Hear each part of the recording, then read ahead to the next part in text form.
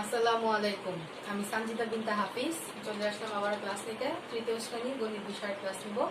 তো গত ক্লাসে আমরা যোগের অধ্যায় 2 যোগ থেকে যোগ্যতা ভিত্তিক শিখেছিলাম। তো আমরা অধ্যায় 2 যোগের অনেকগুলো যোগ্যতা ভিত্তিক এ পর্যন্ত শিখলাম। দ্বিতীয় শ্রেণী থেকে আমরা যোগ বিয়োগ শিখে আসছি, যোগ বিয়োগ গুণ ভাগ এগুলো আমরা দ্বিতীয় শ্রেণী থেকে শিখে আসছি। তৃতীয় শ্রেণীতে আমরা যোগ্যতা ভিত্তিক শিখেছিলাম কিন্তু খুব কম। আমার তৃতীয় শ্রেণীতে এসে যোগ্যতা ভিত্তিক উপর বেশি গুরুত্ব দেওয়া হয়েছে এবং তৃতীয় শ্রেণীর অঙ্ক প্রশ্নে গণিত প্রশ্নের বেশিরভাগই প্রশ্ন যোগ্যতা ভিত্তিক থেকে আসে। তো যোগ্যতা ভিত্তিকটা হচ্ছে খুব ইম্পর্টেন্ট, কারণ তোমাদের যখন বড় হবে 5-এ পিএসসি দেওয়ার সময় তখন তোমাদের যোগ্যতা ভিত্তিকটা আসবে, সুতরাং যোগ্যতা ভিত্তিকটা খুব ইম্পর্টেন্ট। আর যোগ্যতা ভিত্তিকটা হচ্ছে খুব বেশি করে প্র্যাকটিস করতে হয়। তুমি সাধারণ সমাধান অঙ্ক যেভাবে প্র্যাকটিস করবে সে তার থেকেও একটু বেশি গুরুত্ব যোগ্যতা ভিত্তিকে দিতে হবে, কারণ যোগ্যতা ভিত্তিকটা সম্পূর্ণরূপে তুমি মেধা খাটিয়ে তোমার বুদ্ধিমত্তা দিয়ে প্রশ্ন উত্তরটা করবে, কারণ যোগ্যতা ভিত্তিকটা কখনোই হুবহুবের মতো আসবে না। যদিও বা বইয়ের কোনো প্রশ্ন থেকে যোগ্যতা ভিত্তিকটা বানিয়ে দেওয়া হয়, তবুও যোগ্যতা ভিত্তিকের মধ্যে কিছু পরিবর্তন করে দেওয়া হবে। এবং বেশিরভাগ শিক্ষার্থীরা কি করে, এই ভুলটাই করে, একটু পরিবর্তন করে দিলেই তারা ঘাবড়ে যায় এবং মনে করে এটা তো আমি যেটা করেছি এটা সেটা না। আসলে আমাদের উচিত অঙ্কের ক্ষেত্রে নিয়ম বুঝে অঙ্ক করা, কারণ তাতে আমাদের অঙ্ক যেভাবে ঘুরিয়ে আসুক না কেন নিয়ম কিন্তু একটাই থাকে। সুতরাং আমাদের সবার উচিত অঙ্কটা নিয়ম বুঝে করা। তো আমরা সবসময় নিয়ম বুঝে অঙ্ক করবো। তো আজকে আমাদের বিয়োগ অধ্যায় 3 বিয়োগ থেকে একটা যোগ্যতা ভিত্তিক করব। তো অধ্যায় 3-এর 2টা টপিক আছে। প্রথমে আছে বিয়োগ সম্পর্কে অনেক আলোচনা করা হয়েছে। এরপরে আরেকটা টপিক আছে, বিষয় আছে অধ্যায় 3-এর মধ্যেই, সেটা হচ্ছে যোগ বিয়োগের সম্পর্ক। যোগ এবং বিয়োগের মধ্যে একটা সম্পর্ক আছে। যখন তুমি বাজারে যাবে বা যখন তুমি কোনো কিছু হিসাব করবে তখন দেখবে তোমাকে কোনো কিছু বাদ দিতে হবে বা তোমাকে কোনো কিছু যোগ করতে হবে। তো এটাই হচ্ছে যোগ বিয়োগের সম্পর্কে এবং এই জিনিসগুলোই আমরা গণিতের মাধ্যমে শিখে থাকি। তো আজকে আমাদের খুব মজার একটা অঙ্ক আমরা করব। তোমরা সবাই মুরগি অর্থাৎ চিকেন খেতে খুব পছন্দ করো, বেশিরভাগই তোমরা আমাকে বললাম চিকেন খাবো, এবং তখন টিফিনের ক্ষেত্রে তোমরা আমাকে খুব বলে থাকো যে আমি চিকেন খাবো। তো আজকে আমাদের অঙ্কটা হবে চিকেন অঙ্ক। তো আজকে আমাদের অঙ্কটা হচ্ছে মুরগি খামারের অঙ্ক। মুরগির খামারের অঙ্কের কথা বলা আছে। এটা আমাদের অধ্যায় 3-এরই একটা অঙ্ক, সেই অঙ্ক থেকে আমি প্রশ্নটা তৈরি করেছি। তো মুরগির খামারের যে অঙ্কটা আছে তোমাদের একটু পড়ে শোনাই আমি অঙ্কটা। একটি মুরগির খামারে 950টি মুরগির বাচ্চা ছিল। এর থেকে 532টি মুরগির বাচ্চা বিক্রি করা হলো। ওই খামারে আরো 420টি নতুন মুরগির বাচ্চা আনা হলো। একটি মুরগির খামারের কথা দেওয়া আছে যে সেই মুরগির খামারে প্রথমে ছিল 950টি বাচ্চা, সেখান থেকে কিছু বাচ্চা 532টি বাচ্চা বিক্রি করে দেওয়া হলো। এরপর আবার কি হলো, এখন তো বাচ্চাগুলো কমে গেল, এখন কি করা হলো, আরো কিছু নতুন বাচ্চা নিয়ে আসা হলো তাদেরকে বড় করার জন্য। তো এই হচ্ছে গিয়ে আমাদের আজকের যোগ্যতা ভিত্তিকের উদ্দীপক বা তথ্য, যেটা প্রথমে দেওয়া হতো। এরপরে প্রশ্ন আছে 3টা, সেটা হচ্ছে ক নম্বর প্রশ্নে কি বলা হয়েছে একটু খেয়াল করে দেখো। বিক্রি করার পর কতগুলো মুরগির বাচ্চা অবশিষ্ট রইল? এই যে আমার কাছে কিছু ছিল এবং আমি সেখান থেকে নির্দিষ্ট কিছু সংখ্যক মুরগির বাচ্চা বিক্রি করে দিলাম, দেন আমার কাছে আর কতটুকু আছে অবশিষ্ট সেটাই বলেছে। তাহলে আমি যা ছিল সেটা থেকে বিক্রির সংখ্যাটা যদি বিয়োগ করে দিই তাহলে আমাদের অবশিষ্ট কত টাকা রইল সেটা বের হয়ে যাবে। আচ্ছা, এরপরে আছে খ নম্বর অঙ্কে। খ নম্বর অঙ্কে কি বলেছে, নতুন মুরগির বাচ্চা আনার পর এখন কতগুলো মুরগির বাচ্চা আছে। এখন উদ্দীপকে দেওয়া আছে বিক্রি করে দেওয়ার পরে আমি আবারও কিছু মুরগির বাচ্চা কিনে নিয়ে আসলাম। তাহলে এবার যে নতুন মুরগির বাচ্চা আনলাম আর আমার কাছে কি আগে কতগুলো ছিল, সেই ছিল আর এখন আনলাম, এই দুটো মিলিয়ে এখন আমার কাছে আর কতগুলো মুরগির বাচ্চা আছে। লাইক তোমার মনে করো তুমি দোকানে গেলে, দোকানে গিয়ে চকলেট কিনলে, প্রথমে 10টা চকলেট কিনলে, সেখান থেকে 5টা চকলেট তুমি তোমার বন্ধুকে দিয়ে দিলে। এবার তোমার কাছে কতগুলো চকলেট অবশিষ্ট রইল। এবার দেখলে তোমার কাছে চকলেট কমে গেছে, তুমি এখন কি করবে, আরো কিছু চকলেট কেনার জন্য দোকানে গেলে এবং আরো 5টা চকলেট কিনে নিয়ে আসবে। এবার তোমার কাছে কত টাকা, কয়টা চকলেট রইল? প্রথমে ছিল 10টা, 5টা বন্ধুকে দিয়ে দিয়েছো, তাহলে তোমার কাছে আর 5টা থাকলো। 10 থেকে 5 গেলে 5। এবারে কি করলে, তুমি দোকানে গিয়ে আরো 5টা কিনে নিয়ে আসো নতুন, তখন ওই 5টা আর তোমার কাছে আগে যে 5টা ছিল সেই 5টা মিলে কত হলো, 10। এখন তোমার কাছে 10টা চকলেট আছে। তো এই অঙ্কটা ঠিক সেরকম। তো এরপরে এটা হচ্ছে সেই খ নম্বর অঙ্ক। নতুন মুরগির সাথে তোমার কাছে যে অবশিষ্ট ছিল সেইটা যদি যোগ করে দাও তাহলে এটা হবে। এখন বলতে পারো মিস আপনি তো বিয়োগের ক্ষেত্রে যোগ্যতা ভিত্তিক করাচ্ছেন, তাহলে এখানে যোগ আসলে কি করে? একটু আগেই বললাম যে যোগ এবং বিয়োগের মধ্যে একটি সম্পর্ক আছে। আমরা আজকে সেই যোগ বিয়োগের সম্পর্ক থেকে যোগ্যতা ভিত্তিক শিখবো, এবং এটাই হচ্ছে সেই যোগ বিয়োগের সম্পর্ক। প্রথমে আমি বাদ দিয়ে দিলাম এবং পরে আবার নতুন করে যোগ করলাম, এটাই হচ্ছে যোগ এবং বিয়োগের মধ্যে সম্পর্ক। এই প্রথম প্রশ্নটা হলো বিয়োগ করে দিলাম। এবার দ্বিতীয় প্রশ্নটা কি করলাম? নতুন মুরগির বাচ্চা আনার পরে আমার কাছে কতগুলো রয়েছে, এই জন্য আমাকে অবশ্যই যোগ করতে হবে, কারণ কতগুলো এখন মোট আছে সেটা জানার জন্য তো আগের গুলো আর নতুন মুরগি এই দুটো মিলিয়ে একসাথে করে ফেলতে হবে। তো সেটা করলাম। এবার দেখো গ নম্বর প্রশ্নে কি বলেছে, যদি 610টি মুরগির বাচ্চা বিক্রি করা হতো তবে কতগুলো মুরগির বাচ্চা অবশিষ্ট থাকতো? খেয়াল করে, কিন্তু এর অঙ্কটা কিন্তু একটু ইম্পর্টেন্ট খুব, তো এটা খেয়াল করে দেখো। যদি 610টি মুরগির বাচ্চা বিক্রি করা হতো, আমরা মুরগির বাচ্চা কয়টা বিক্রি করেছিলাম প্রথমে? 532টি, কিন্তু এখন কয়টা মুরগির বাচ্চা আছে? 610টি, মানে একটু বেশি করে বিক্রি করবো, একটু বেশি লাভ হওয়ার জন্য। তো যদি 610টি মুরগির বাচ্চা বিক্রি করি তাহলে কতগুলো মুরগির বাচ্চা অবশিষ্ট থাকবে? একদম ক নম্বর অঙ্কের মতোই, শুধু তোমাকে এই 532-এর জায়গায় 610 করে দিতে হবে। ঠিক আছে, তো চলো আমরা প্র্যাকটিস করে দেখি। এখন অঙ্কটার উত্তরে চলে যাই। তো প্রথম প্রশ্ন কি ছিল? বিক্রি করার পর কতগুলো মুরগির বাচ্চা অবশিষ্ট রইল? তাহলে মুরগির খামারে মুরগির বাচ্চা ছিল 950টি, বিক্রি করা হলো 532টি, সুতরাং অবশিষ্ট রইল এতটুকু। চলো আমরা অঙ্কটা করে ফেলি। আশা করি অঙ্কটা তোমাদের কাছে সহজ লেগেছে বুঝিয়ে দেওয়ার পরে। ক নম্বর, প্রথমে খামারে কতগুলো মুরগি বাচ্চা ছিল সেটা উল্লেখ করবে। খামারে মুরগির বাচ্চা ছিল,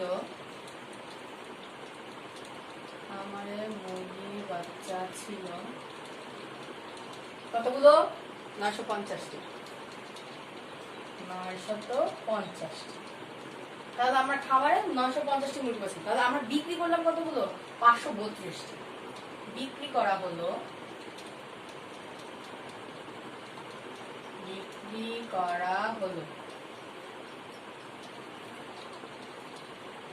532টি।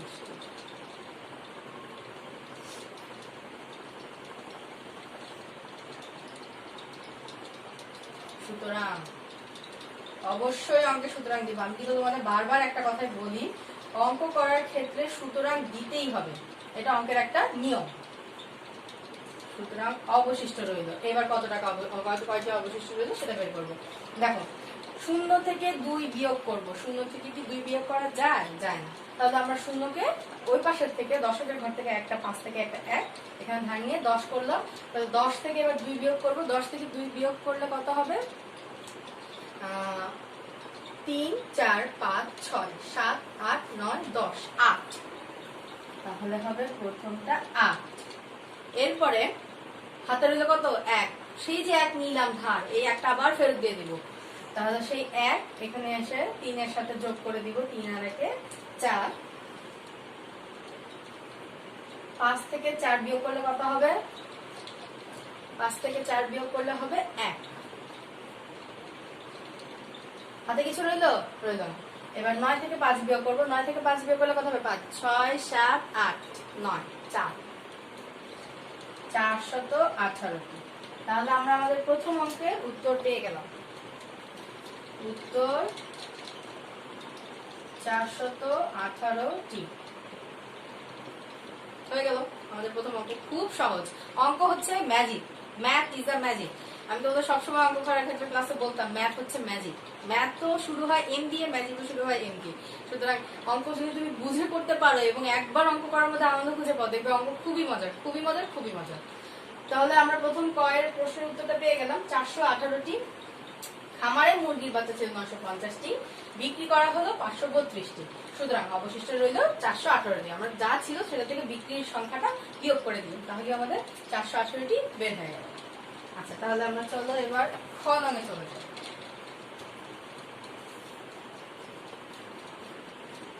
খ নাম্বার সোজা। আর তোমাদের মধ্যে সবচেয়ে বেশি ভালো লাগে যোগ করতে, তোমরা একবার আমাকে বলেছিলে যোগ করতে খুব মজা। তাহলে খ নাম্বারটা আরো মজা লাগে।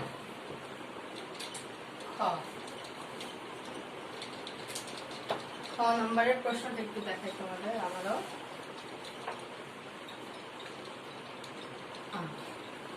নতুন মুরগির বাচ্চা আনার পর এখন কতগুলো মুরগির বাচ্চা আছে? নতুন মুরগির বাচ্চা কয়টা আনলাম? 420টা নিয়ে আসলাম। এবার আমার কাছে অবশিষ্ট ছিল কয়টি?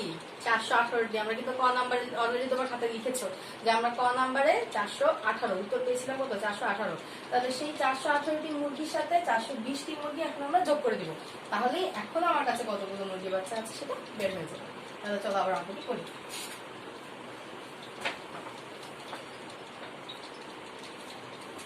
ক নাম্বার, অবশিষ্ট ছিল, ক হতে পারে, যেহেতু ক থেকে উত্তরটা পেয়েছি সেহেতু আমাকে উল্লেখ করতেই হবে। ক হতে পাই, আর না উল্লেখ করলেও হয়, তবে এটা করলে ভালো হয়। ক হতে পাই অবশিষ্ট ছিল 418টি। নতুন আনা হলো, নতুন আনা হলো 420।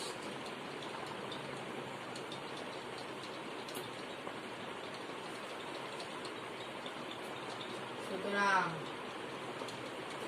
এখন মোট আছে কত? অঙ্কটা কেন আমি তোমাদের সবসময় বলি বারবার করবে, অঙ্কটা তুমি যদি বারবার পড়ো তাহলে কি সুবিধা হবে জানো? অঙ্কটা তুমি যদি বারবার পড়ো তাহলে তুমি কিভাবে সাজিয়ে লিখবে সেটা খুব দ্রুত বুঝতে পারবে। এই জন্য অঙ্কটা বারবার পড়া উচিত। আচ্ছা, তাহলে ক হতে পাই অবশিষ্ট ছিল কতটি মুরগি? 418টি, এবং নতুন আনা হলো 420টি। সুতরাং এখন মোট আছে, আমরা এখন যোগ করব। 8 আর 0 যোগ করলে হবে 8, 2 আর 1 এ 3, 4 আর 4 যোগ করলে হবে 8, 868টি। তাহলে আমাদের ক্ষয়ের উত্তর আমরা পেয়ে গেলাম। উত্তর 838টি। ঠিক আছে, এই হচ্ছে আমাদের খ নং প্রশ্নের উত্তর। তাহলে আমরা খ নম্বরে কি বলেছি? নতুন মুরগির বাচ্চা আনার পর এখন কতগুলো মুরগির বাচ্চা আছে?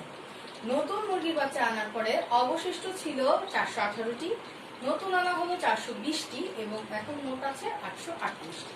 এই হচ্ছে আমাদের খ থেকে আমরা বের করে ফেললাম যে কি করে আমরা মুরগির বাচ্চাগুলো নতুন করে আনার পরে মোট এখন আমাদের কতগুলো আছে। এবার দেখো গ নম্বরে কি বলেছে। গ নম্বরে দাঁড়া আমি এটা বুঝে দিই, তারপর তোমাদের প্রশ্নটা দেখো।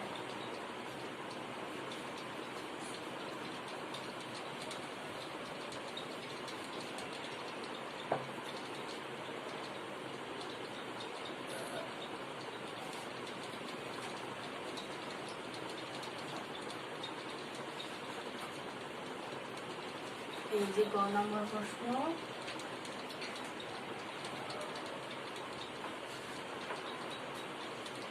আচ্ছা গ নম্বর প্রশ্ন কি বলেছে দেখো, যদি 610টি মুরগির বাচ্চা বিক্রি করা হতো তবে কতগুলো মুরগির বাচ্চা অবশিষ্ট থাকতো?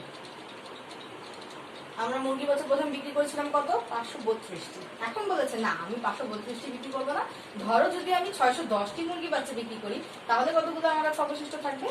দেখো, তাহলে আমাদের মোট যা ছিল সেটা থেকে এই প্রশ্নে উল্লেখিত যে মুরগির বাচ্চার সংখ্যাটা আছে সেটা বিয়োগ করে দিব। তাহলে আমার বের হয়ে যাবে যে আমার কাছে আর কতগুলো অবশিষ্ট থাকবে। ঠিক আছে, ওকে। তাহলে আমরা চলো অঙ্কটা করি।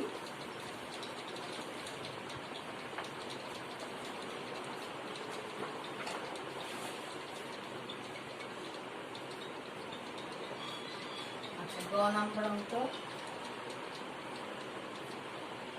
কি লিখবো প্রথমে? ক নাম্বারের মতো খামারে ছিল কতগুলো মুরগি। আচ্ছা, খামারে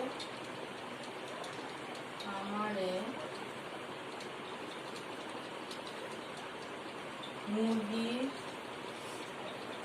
বাচ্চা ছিল, খামারে মুরগির বাচ্চা কতগুলো ছিল? 950টি। 950টি বিক্রি করা হলো,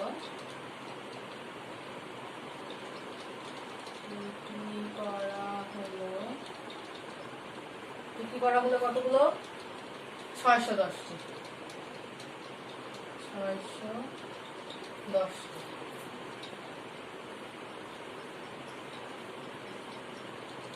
বিয়োগ, সুতরাং অবশিষ্ট রইল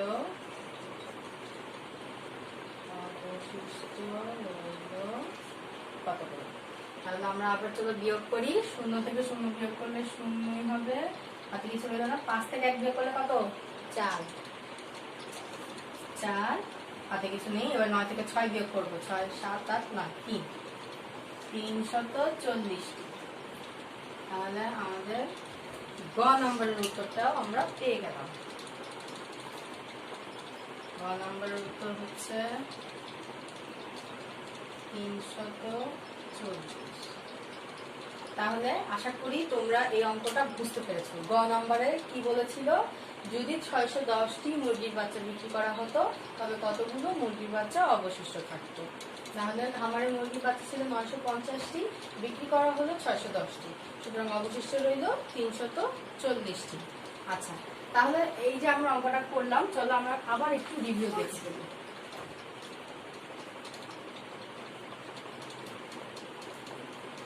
একটি মুরগির খামারে 950টি মুরগির বাচ্চা ছিল, এর থেকে 532টি মুরগির বাচ্চা বিক্রি করা হলো। ওই খামারে আরো 420টি নতুন মুরগির বাচ্চা আনা হলো। বিক্রি করার পর কতগুলো মুরগির বাচ্চা অবশিষ্ট রইল? নতুন মুরগির বাচ্চা আনার পর এখন কতগুলো মুরগির বাচ্চা আছে? যদি 610টি মুরগির বাচ্চা বিক্রি করা হতো তবে কতগুলো মুরগির বাচ্চা অবশিষ্ট থাকতো? তাহলে এই হচ্ছে আমাদের আজকের যোগ্যতা ভিত্তিক অঙ্ক ছিল। তো আমরা প্রথমে কি করেছি, ক নম্বরে বলতো, এখন তো নিশ্চয়ই আর খাতা দেখতে হবে না, এখন আমরা নিজেরাই বলতে পারবো বিক্রি করার পর কতগুলো মুরগির বাচ্চা অবশিষ্ট রইল। যেহেতু আমরা একবার অঙ্ক করে ফেলেছি, এখন আমরা প্রশ্ন দেখি, উদ্দীপক দেখি, তথ্য দেখি বলতে পারবো। প্রথমে আমরা কি করেছি, খামারে মুরগির বাচ্চা ছিল 950টি, বিক্রি করা হলো 532টি, সুতরাং অবশিষ্ট রইল, উত্তর কত ছিল? 418টি। 950 থেকে 532 বিয়োগ করে আমরা 418 পেয়েছি। আচ্ছা, এটা ছিল আমাদের ক নাম্বার। এরপর খ নাম্বারে কি পেরেছিলাম, নতুন মুরগির বাচ্চা আনার পর এখন কতগুলো মুরগির বাচ্চা আছে? নতুন মুরগির বাচ্চা আমরা এনেছিলাম 420টি। তাহলে এখন খামারে কতগুলো মুরগির বাচ্চা আছে? নতুন আগে অবশিষ্ট ছিল কয়টি? আমরা খ নাম্বার উত্তরে লিখেছিলাম, ক হতে পাই অবশিষ্ট ছিল 418টি। নতুন মুরগির বাচ্চা নতুন আনা হলো 420টি। এবার 418 আর 420 আমরা যোগ করে দিয়েছিলাম। আচ্ছা, তখন আমরা আমাদের মুরগির বাচ্চার সংখ্যা পেয়ে গেছিলাম। এরপরে কি বললাম, গ নাম্বার, যদি 610টি মুরগির বাচ্চা বিক্রি করা হতো তবে কতগুলো মুরগির বাচ্চা অবশিষ্ট থাকতো? এক্ষেত্রে আমরা কি করেছি, আমরা ক নাম্বারের মতো করে অঙ্কটা করেছি, শুধুমাত্র সংখ্যাটা চেঞ্জ হয়ে গেছে।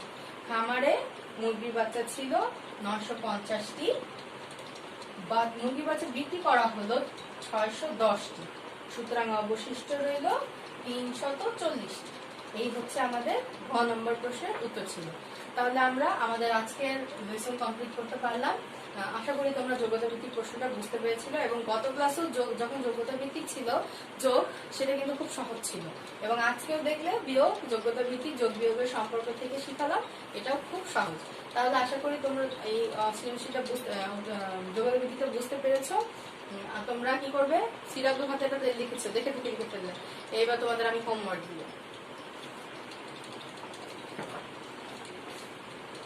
হোমওয়ার্ক দিব হচ্ছে এটাই হোমওয়ার্ক থাকবে, কিন্তু একটা শর্ত হচ্ছে এই হোমওয়ার্কটা তোমরা বুঝে করবে, না দেখে দেখে করবে না, না বুঝেও করবে না, বুঝে না দেখে করার চেষ্টা করবে। এক্সাম্পল 22 অধ্যায় 3 এর যোগ্যতা ভিত্তিক, অধ্যায় 3 এর যোগ্যতা ভিত্তিক প্রশ্ন উত্তর লিখবি।